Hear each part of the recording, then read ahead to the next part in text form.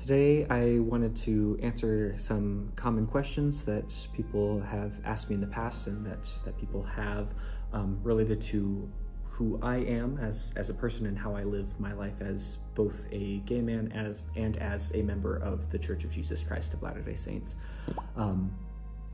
This is largely intended for an audience that is members of the Church of Jesus Christ of Latter-day Saints, or at least familiar with the terms and practices. I would be more than happy to answer any questions or to clarify anything. If that's unclear, just leave me a comment or send me a message, and I would be happy to answer any questions. I mean, that's the kind of the whole point of this video, is to answer questions. And so I just wanted to take the opportunity to share who I am as a person, and hopefully this will be able to mean something to you, both help you understand my philosophy on life and also perhaps gain a better understanding of religion and why I do what I do. And so my first batch of questions revolves around coming out to both myself and to others. And so that first question is going to be, when did you first realize you were gay?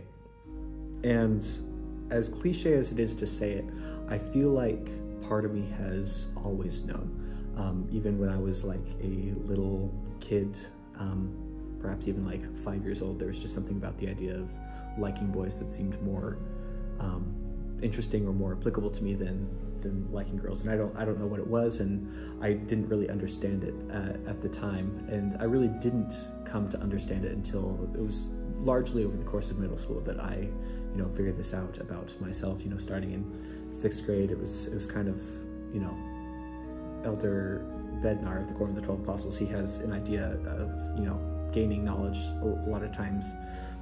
Sometimes we think of it as a light switch where you're in the dark and then you flip the switch and all of a sudden you're in the light, just ready to go immediately. And other times it's more like a sunrise where it gets brighter bit by bit, and there's no one moment, but all of a sudden you look around you and it is the full daytime. And so that's kind of how it was, where it was at the beginning, it was like, that's weird, that could possibly be a thing. And then it's like, oh, this is probably a thing. That's like, oh, this is definitely a thing. And that was over the course of middle school. Then other people have asked, what has your coming out process been like, and were your parents accepting? And I am very lucky, fortunate, blessed, whatever word you would like to use, to say that it's been an overwhelmingly positive experience for me. I have never, partially that's because I've been careful, generally speaking, who I have come out to in, certain situations, but at no point have I ever felt like I wasn't loved or I wasn't worthy of love from my parents, either, my earthly parents, my mom and dad, and also my heavenly parents, right? And so it's been a good experience for me, and I know that that's not the case for everyone, but that was my experience, definitely. So why did I decide to come out? Well, it really depends on the person. I started out with individuals as a matter of trust. How much do I trust this person with this kind of thing, based on little subtle cues. And I think more importantly, the need for support, this idea that it's not just myself, there are people around me that can help me. And I think the easiest comparison I can give is that it's sort of like the feeling of when you are sitting in a testimony meeting and it's your turn to come up, but you don't really want to, or it seems scary or difficult, it makes you nervous. And it's like that feeling times 1,000. And so again, for individuals, it's, I need support, I need someone that I can lean on. And in the case of coming out to everyone, which I did at the beginning of this year, it was really a matter of, I'm just kind of tired of talking around it, hiding, feeling like it was this, thing that was this burden. And so I honestly feel like whenever I have come out to people, it has been a liberating experience. I can feel like I'm more myself, and it's been enjoyable. And I've received a lot of support, as I've mentioned before. And so a lot of people have questions about what does it mean to be a queer person in the church? What has that experience been like? And as far as how hard it is to be a gay member of the church, I suspect that it's both harder and easier than most people realize. And I'll get into that in further questions, but it's definitely both. It's definitely harder than people realize, but it's also easier than people realize. And the reason why it's easier, I think, is related to another question that I get sometimes, which is, how do you keep your testimony strong? And that question seems a bit silly to me, even though it's a valid question and I understand where it's coming from. Because in reality, the source of my testimony, the source of my belief, my faith, is the same as anyone else's that has faith, right? That doesn't, my sexual orientation has nothing to do with whether or not the church is true, whether or not the Book of Mormon is the Word of God, whether or not, there are prophets on the earth today. Those things that I have, faith in, that I have, tested through spiritual means, that's just as true for me as it is for anyone else, right? And I think part of that has to do with also the fact that I am very active in church. I teach missionaries as my job. I attend a church-sponsored university for my education. Aside from the normal, church callings, which I play the organ in church and preparing for that. This last week, yesterday rather, for me, was my last day going to the temple to help clean, because I've been serving there as a church service missionary. And with all of these things, it's hard to be more active in the church than I am now. And I think that's part of it. We read in the Doctrine and Covenants that we ought to be anxiously engaged in a good cause. And so I find myself in 4 that are related to the church. And I think that's a helpful way to think about it. So that's why it's easier. And then there's also the reason why it's harder. So what is difficult about being a gay member of the church? And I like to help understand why it's harder than people realize. It's hard to be a believing person. It's hard to be a person of faith in the world. There's a lot of backlash against that. And it's also hard to be a queer person. There's a lot of backlash against that. And being both at the same time is much harder than either individually. And I think part of that is this kind of pulling from both sides that I feel. So on one side, you have people who, justly feel that they are being attacked, that they are, that their way of life is being attacked, that their families are being attacked, while they are earnestly seeking to spread love and acceptance. And on the other side, you have this other group of people who also equally justly feel like they're being attacked, their families are being attacked, their way of life is being attacked, and they are earnestly trying to spread love. So there's kind of this confusion, this tension, and they're both, fighting against each other, when that doesn't necessarily have to be the case. One of my religion professors at BYU made the analogy that it's like being a child of divorced parents, where, both are trying to turn you against the other, but you love both. And for me, they are both important aspects of who I am. They're important aspects of my identity. And I know that they can coexist because they coexist within me. Yes, there is a tension, but they're both important parts of who I am, and they're both really, true parts of who I am. And so it's interesting, kind of this back and forth that goes on. And I will say, in my own personal experience, and again, this is not true for everyone, but I have received probably more resistance for, being religious from queer people than I have from religious people for being gay. Which, again, that's not how everyone experiences it, but in my case, that is what I have seen. Everyone that I have talked to, everyone that I've come out to has been tremendously supportive and showing love. And so that's one of the aspects of why it's difficult to be a gay member of the church. I think another big one that isn't necessarily so visible is that there's this double standard, right? We talk about the law of chastity and how important it is. And I think there's kind of different ideas of what the law of chastity is as it applies to different people, which is not, how it actually is, right? So if, for example, I've had thoughts in the past where it's like, oh, he has such a wonderful smile, that would be an excellent quality in a future spouse someday. And then immediately my next thought is, no, you can't have that, never.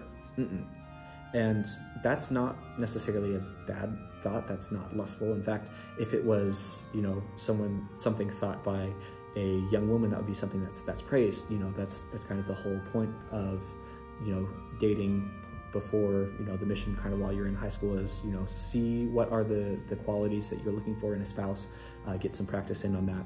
And so it's that double standard that's very frustrating to me. If the law of chastity is the law of chastity and it applies to everyone, which I do believe, then it should be the same for everyone, right? If, dating and, holding hands, whatever that looks like, if those are, innocent within certain bounds on one side, then it should be innocent within certain bounds on the other. That's my personal experience. And so it's kind of hard having that immediate thought of no, because it does lead to loneliness, that comes and goes. Some days are easier than others, and some days are really hard. But generally, I will say honestly, truly, I am a generally happy, positive person. But sometimes the future does seem kind of scary or long or drawn out or whatever it may be. And generally the way that I have found to cope with that is to just take things day by day, right? What do I need to do today? What is, who can I reach out to? Who can I help? And who can I turn to that can help me every single day, as opposed to thinking about this, this is a rest of the life thing. And so that's what I've found, and that's been helpful for me. And I can truly say that I am generally a very happy person. Which brings me to my next group of questions, which is all about the mission, because I am a Spanish teacher. I teach missionaries, and so there are a lot of questions that come up about the mission. And one of them is, was it hard being gay on the mission? And my answer is surprisingly no. It's actually easier on the mission. Before I served as a missionary, I received some advice from a man named Bishop Osler. Some of you may be familiar with him and his podcast, Listen, Learn, Love, which talks about, being LGBTQ and a member of the church. And one of the things that he mentioned is that in his experience with the people that he has talked to, a lot of them have mentioned that it's kind of like a brotherhood. You're all united in this purpose. You have this specific thing that you're doing, and these are your brothers. You're working together, and so there's not really that focus on dating, and so that's honestly a lot easier. You don't get those people, or perhaps you get the well-meaning sister in the Relief Society who comes up and is like, oh, I've got this wonderful niece that you should go and date. That would be awesome. And I'm like, oh no, thank you. It's like, no, she's really nice. I'm like, I'm sure she is. I'm sure she's great. I'm sure she's fantastic. That's not the issue here. And so not having to deal with that on the mission, if someone says like, oh, do you have a girl at home? It's like, no. It's like, oh, good for you. I'm like, right. This is so hard for me to give up on the mission, which means that I then have very little patience when it comes to other people not willing to follow mission rules. And I'm like, it's missionaries like you that are the reason why I can't get a ride with the sisters to Zone Conference, even though they have room in their car. They're the only ones that have room in their car. Like, because you can't control yourself. It's like, it's not that hard. I don't understand. So that's frustrating. But the fact that that's not like even even a question on the mission makes it easier. So it's like honestly more difficult after the mission because there is more of that expectation of dating and marriage.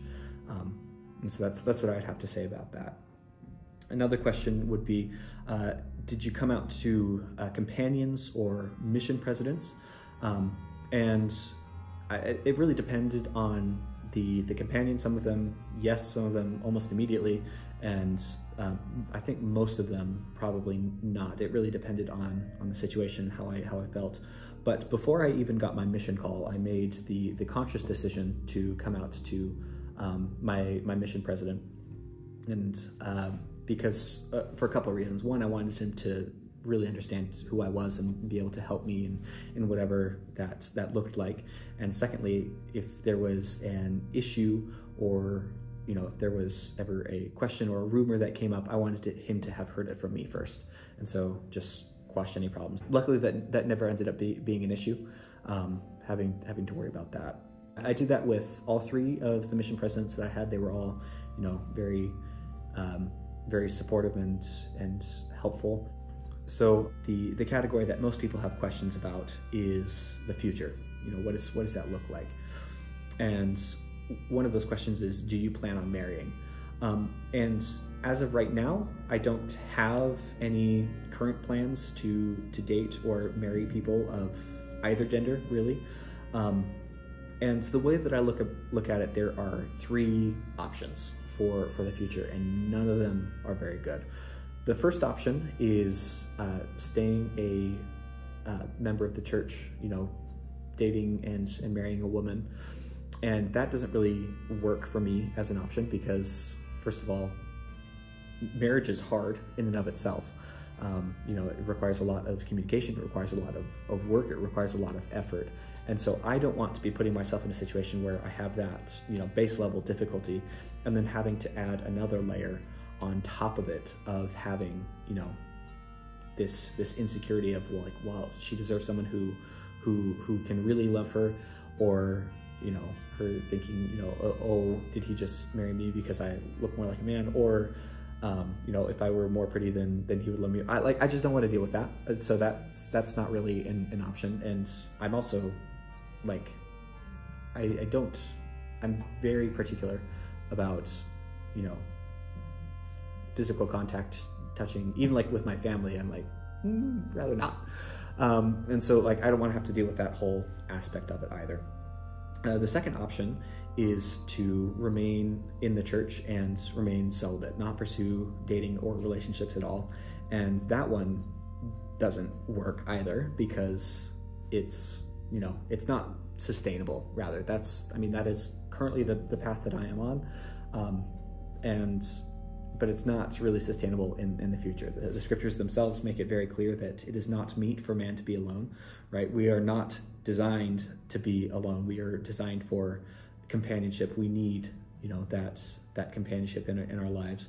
And so it's, difficult now, and it will only get more difficult in the future as I, graduate from school and don't have those same ways of communicating with and interacting with people.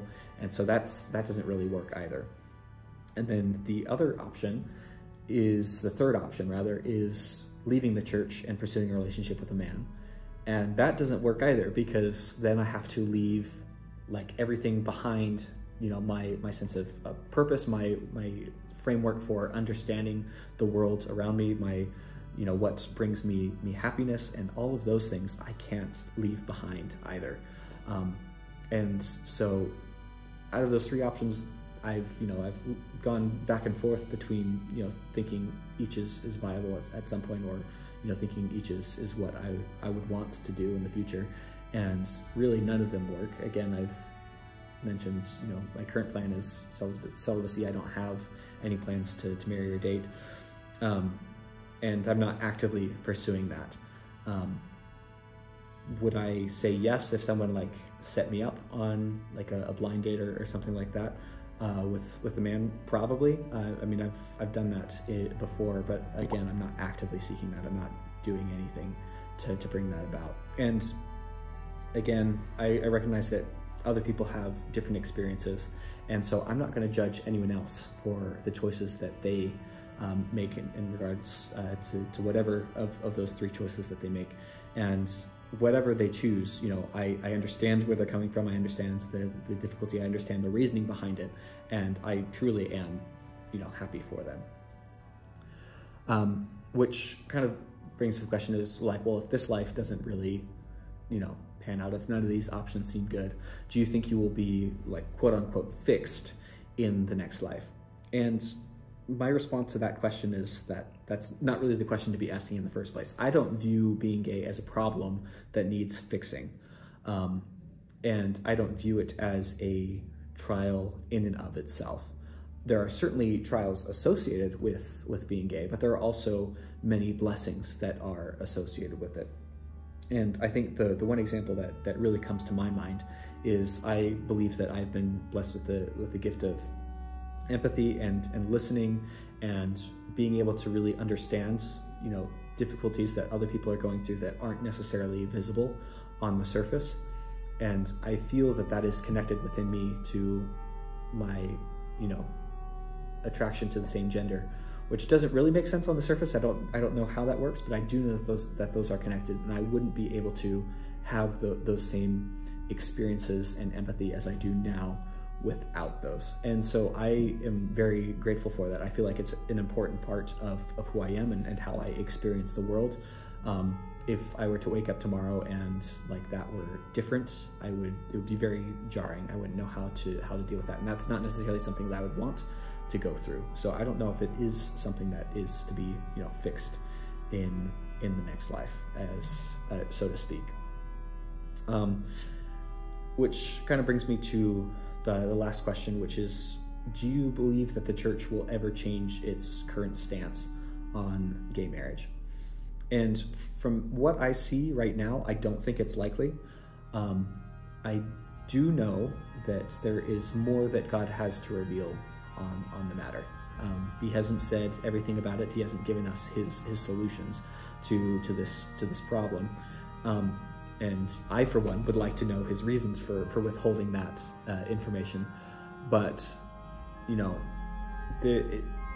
things like this have gone on in the past where we don't have the solution and it comes later. And the big example that comes to my mind is the story of Joseph Smith and his older brother Alvin. When Alvin died, it was before Joseph Smith had any of his revelations, before the church was founded or any of those things. And so according to their understanding at the time, Alvin hadn't been baptized, and therefore he would go to hell. That was like the only option, right? And over the course of Joseph Smith's life, he slowly began to realize, he saw, first he saw Joseph Smith saw his brother Alvin in heaven, and he was confused as to how that could be. And he didn't necessarily have an answer, and God didn't give him an answer at that point in time. It wasn't until much later when there was, the revelation on, proxy work, baptisms for the dead, being able to do those, saving ordinances for people that didn't have that opportunity beforehand. And that was something that I don't believe Joseph Smith could have been able to come up with on his own. That was a divinely sent and an appointed solution to this problem. And he had to go through a lot of pain and suffering along with his family before they were able to understand how that was going to be resolved and everything would be made right. And I think I'm in a similar situation. Obviously, it's not exactly the same, but I do know that all of God's blessings are available to all of his children, right? That is something that I know. And how those promises are going to be fulfilled, I don't necessarily know in my own case. There are some things that we just don't have the answers to. But I do know that if I have kept the promises that I have made to God up to this point, that I will be able to have everything resolved and it will all work out in the long run. And that requires a lot of faith. It requires a lot of waiting. I would like to receive more answers and more clarification, but I do know that from what I know now, I have what I need to be able to move forward in life. And as I mentioned before, I am, a generally happy person. I am grateful for the opportunities that I've had to be able to share my own experiences with other people and answering questions like these. And again, if you have any further questions, either send me a message, leave a comment, do whatever. But I love having opportunities like this to be able to share more about who I am.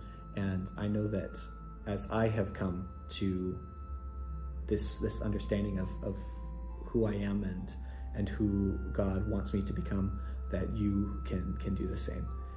And I say that in the name of Jesus Christ. Amen.